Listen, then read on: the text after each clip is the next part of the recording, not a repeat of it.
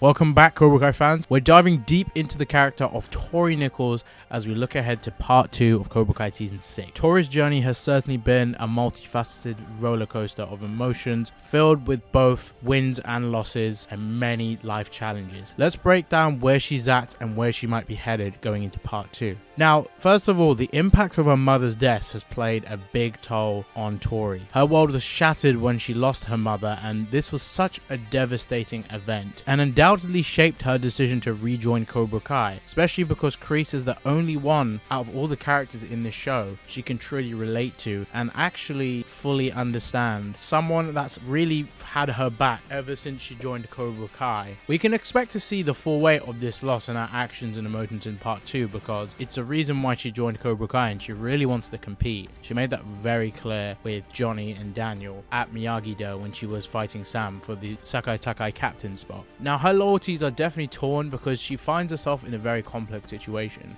Caught between her past with Miyagi-Do and her new path at Cobra Kai, her loyalty will be tested. Tori's definitely found herself in a very complex situation with the torn loyalties, as she's caught between her past with going back to Cobra Kai, but also the new path that she had with Miyagi-Do isn't quite what she thought it would be. Her loyalty will be tested, and we might see internal conflict as she grapples with her choices during the Sekai Taikai. Perhaps she doesn't want to hurt Sam again. She doesn't want to have to face her in the tournament because there's a likelihood they could see each other. I think the fight would go very differently than the season 4 All Valley because Tory has grown a lot more since then, and so has Sam, and they've both reconciled. Now, Tory's a character that's had a lot of evolution and arguably one of the MVPs of Cobra Kai series. Now, despite her tough exterior, she has shown a lot of vulnerability, and her mother's death is a catalyst for significant character growth this season, especially in part 2 with the debut of the Sekai Taikai. Will she embrace the darkness of Cobra Kai with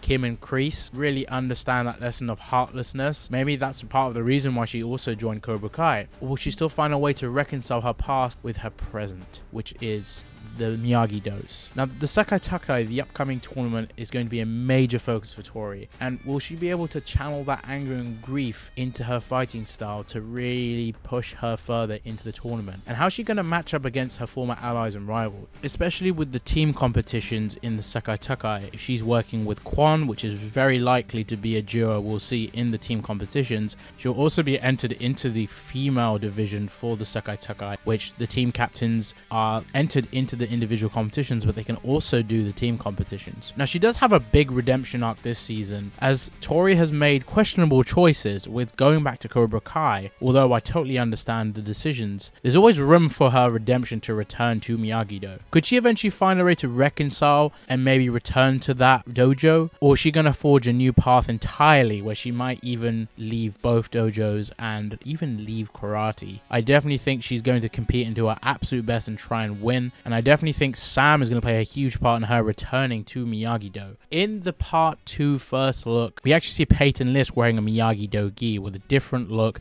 and even in the behind the scenes footage that was shown, it's very clear that Tory Nichols might end up in Miyagi-Do again before we go into part 3. Now, this could also just be because the creators, Sony and Netflix, just wanted to preserve that Peyton was going to rejoin Cobra Kai, but at the same time, why is she wearing a Sekai Taikai Miyagi-Do gi? I think it's very clear that she does join at some point again. And you gotta remember, Dallas and Griffin are also wearing the gis, and they're not even at the tournament as we go into part 2. So they definitely end up at the Sekai Taikai. And for what reasons? I think some injuries for certain characters like Dimitri, perhaps Devin also bows out. It really depends how they go about it. But the main point, Tory's part 2 story is huge. The stakes are higher than it ever has as Cobra Kai heads into this final chapter, and stay tuned to see how this complex character of Tory Nichols evolves in part 2 going into part 3. Her complexity and captivating character arcs since season 4 have made me so interested in her character. Such a brilliant performance by Peyton List, who plays Tory. Let's see how this story unfolds for her in part 2. What are your predictions? Let me know in the comments below. Don't forget to like, subscribe, and hit that notification bell for more Cobra Kai season 6 breakdowns.